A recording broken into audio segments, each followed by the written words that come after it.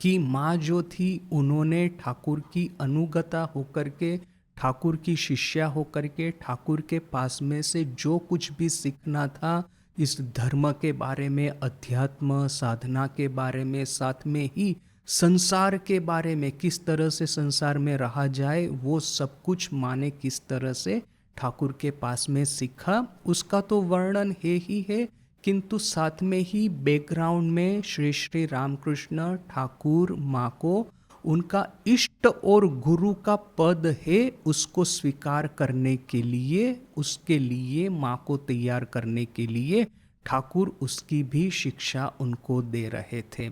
देखिए कि ठाकुर को पता है कि उनका जो जीवन है वो इस पृथ्वी पे लंबा नहीं है, उनके बाद में श्री माँ शारदा देवी को ही रामकृष्ण संघ के गुरु और इष्ट का पद धारण करना होगा। मैं पहले पहले जब स्वामी जी का जीवन कथा पढ़ता था, स्वामी जी की बायोग्राफी पढ़ता था, उसमें एक सेंटेंस था, एक ऐसा एक विचार था जो कि मुझे उस समय थोड़ा सा आश्चर्यजनक लगा था। स्वामी जी 1902 में लेस देन 40 इयर्स, 40 से भी कम उम्र में उन्होंने महासमाधि ग्रहण कर ली। इसके पीछे का तात्पर्य क्या है? रामकृष्ण संघ का तो अभी प्रारंभ हुआ है, श्री रामकृष्ण देव की भावधारा का यही तो अभी ठीक ठीक प्रसार होगा। भारत में ये जो स्वतंत्रता संग्राम तो अभी प्रारंभ हुआ है। उस समय भारत को जो मार्गदर्शन चाहिए वो स्वामी जी के अलावा और कौन दे सकता था। किंतु ये मार्गदर्शन नहीं दे करके स्वामी जी ने पृथ्वी से चले जाना पसंद किया। इसके पीछे का क्या रहस्य है? तो कहीं कहीं पे मैंने ऐसा पढ़ा कि स्वामी जी के गुरु भाई यदि स्वामी जी रहते तो उनकी छाया में अपना विकास न कर पाते। जैसे कि एक बड़ा वटवृक्ष है, वटवृक्ष की छांव में छोटे छोटे पेड़ रहते हैं, वो कभी भी उनका विकास नहीं होता है।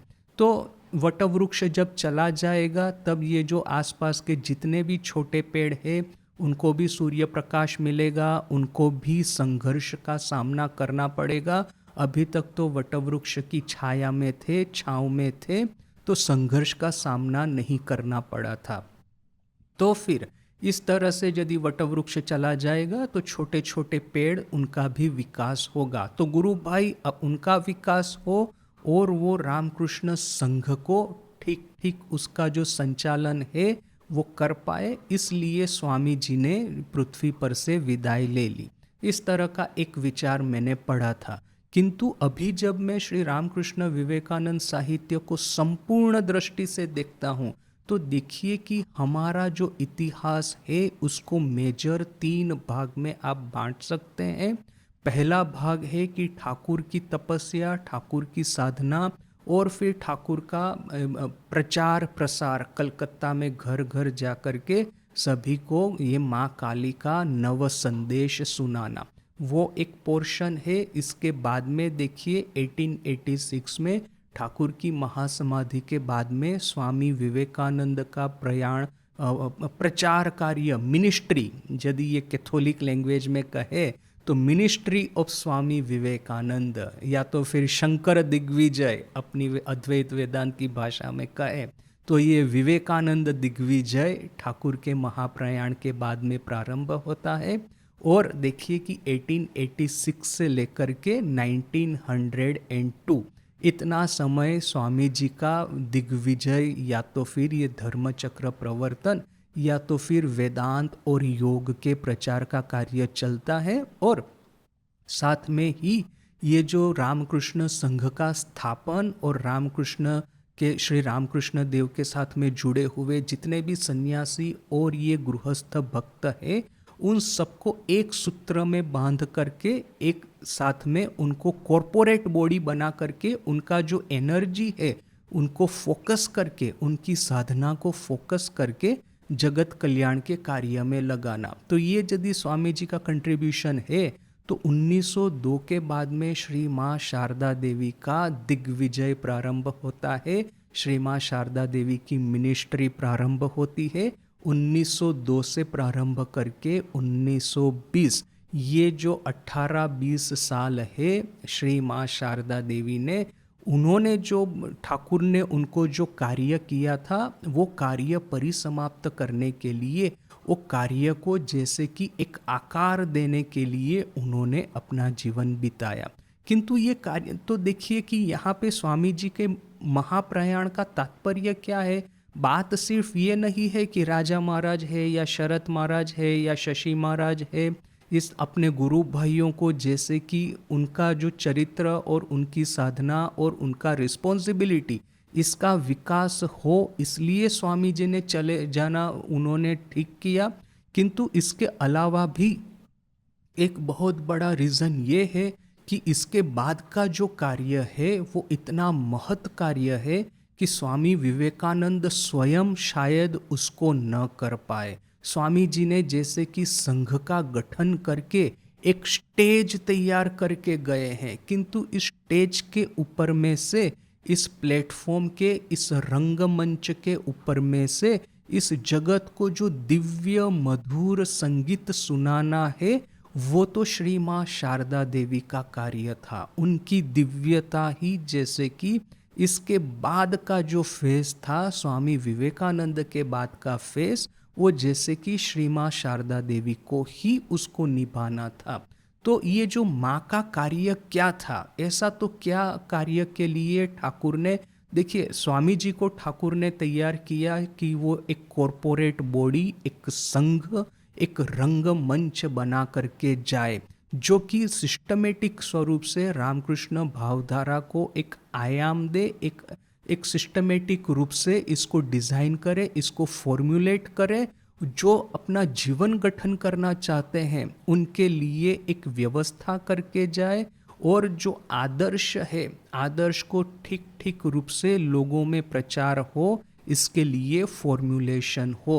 तो एक तो है प्रचार, दूसरा है साहित्य, और तीसरा है साधना। तो साधना, साहित्य और प्रचार, इन तीनों कार्य के लिए स्वामी जी को संघ बनाने की आवश्यकता थी। तो वो संघ तो स्वामी जी ने बना दिया। ठाकुर के जो विचार थे उसको मॉडर्न स्वरूप में, आधुनिक अंग्रेजी भाषा में, मॉडर्न इंग्लिश लैंग्वेज में और मॉडर्न यूरोपियन अमेरिकन फॉर्मुलेशन में स्वामी जी ने जगत के सामने रख भी दिया। और इस तरह से एक कॉरपोरेट बॉडी बना करके गए, जो कि आत्मनो मोक्षार्थम जगत हिताय च के लिए पृथ्वी पे कार्य कर रही है। किंतु ये जो पूरा तैयार करके गए एक ढांचा, एक फ्रेमवर्क, उसका फिर प्रयोजन क्या होगा, उसका फिर अल्टीमेट यूज़ क्या होगा। ये तो ऐसी बात है कि आपने बहुत सुंदर एक गाड़ी तो बना दी, एक कार तो बना दी, किंतु ये कार लेकर के ड्राइविंग करके आप कहाँ पे जाएंगे, वो तो ड्राइवर के ऊपर में है ना।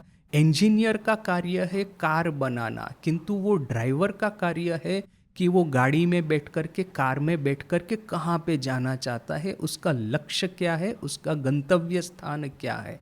यदि मैं चाहता हूँ कि मैं कार ड्राइव करके यहाँ से कलकत्ता जाऊँ, तो वो मेरे ऊपर में है। वो इंजीनियर ने जो कार बनाई है उसका तो यही कार्य था कि कार इतनी परफेक्ट बने कि जैसे कि मैं इतना लॉन्ग जर्नी करके, लॉन्ग ड्राइव करके विशाखापट्टनम से कलकत्ता जाता हूँ तो रास्ते में कहीं ये ब्रेक डाउन न हो जाए।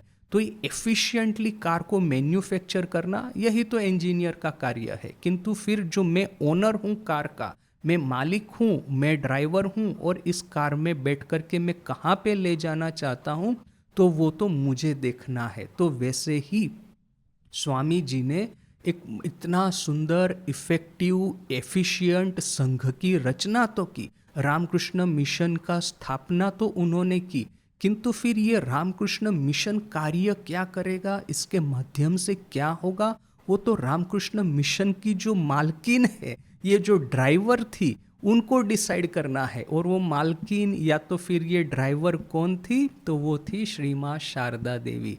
तो रामकृष्ण मिशन रूपी जो साधन स्वामी जी ने तैयार किया है, उस साधन को किस तरह से जगत में उसको कार्य परिणत करना है, वो माँ शारदा देवी ठीक करती थी। किंतु फिर माँ का कार्य क्या था, ये ब्लूप्रिंट भी तो सब ठाकुर के समय में ये सब ठीक हो चुकी थी।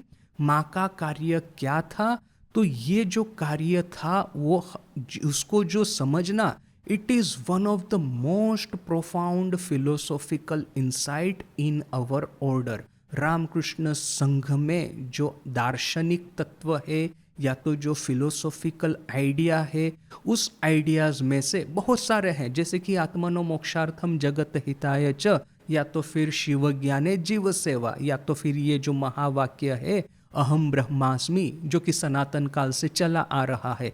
यह तो हमारे फिलोसॉफिकल फाउंडेशन है ही है, किंतु साथ साथ में ही एक बहुत महत्वपूर्ण कोर फिलोसॉफिकल आइडियाज जो कि केंद्रवर्ती दार्शनिक विचार है रामकृष्ण संघ के, उसमें एक सबसे महत्वपूर्ण एक यह है जो कि माँ ने कहा था कि ठाकुर ने मुझे जगत में मातृभाव का प्रचार करने के लिए मुझे रख करके गए हैं। किसी ने जब माँ को पूछा कि ठाकुर, माँ ने खुद कहा था कि जब ठाकुर चले गए तो मैं भी सोचती थी कि अभी इस जगत में रह करके मुझे क्या लाभ है, मुझे क्या करना है, किंतु फिर उनको ठाकुर की ये बात याद आई। ठाकुर ने जो माँ को समझाया होगा या तो फिर ठाकुर का जिस तरह से फ्यूचर प्लान होगा, जगत में मातृभाव का प्रचार करने के लिए श्री माँ शारदा देवी का अवतरण हुआ है।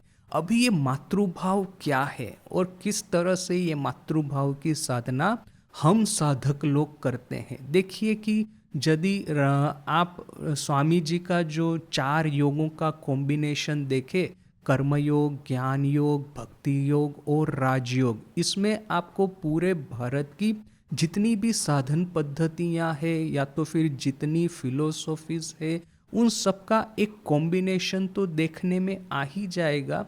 किंतु साथ साथ में ही एक चीज जो कि मुझे स्वामी जी को पढ़ करके समझ में नहीं आई थी, या तो फिर वो मेरी कहेंगे कि शॉर्ट साइटेडनेस थी कि मैं समझ नहीं पाया होऊंगा, वॉट एवर, जिसको कि मुझे माँ का साहित्य पढ़ करके समझ में आई है।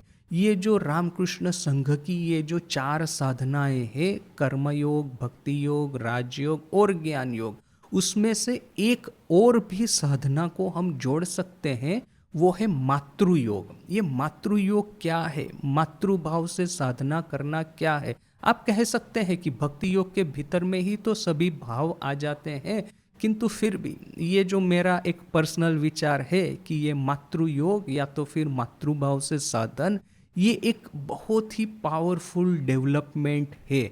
इसके बारे में ये जो पूरा पैसेज है जो कि अभी हम इसका पाठ करेंगे, गंभीरानंद जी ने ये जो भार समर्पण, इस जो भार स्वीकार, इस चैप्टर में जो गंभीरानंद जी महाराज ने इस पैसेज को दिया है, उसका पाठ करेंगे। ये पैसेज जो है one of the most profound, one of the most beautiful passage in our literature.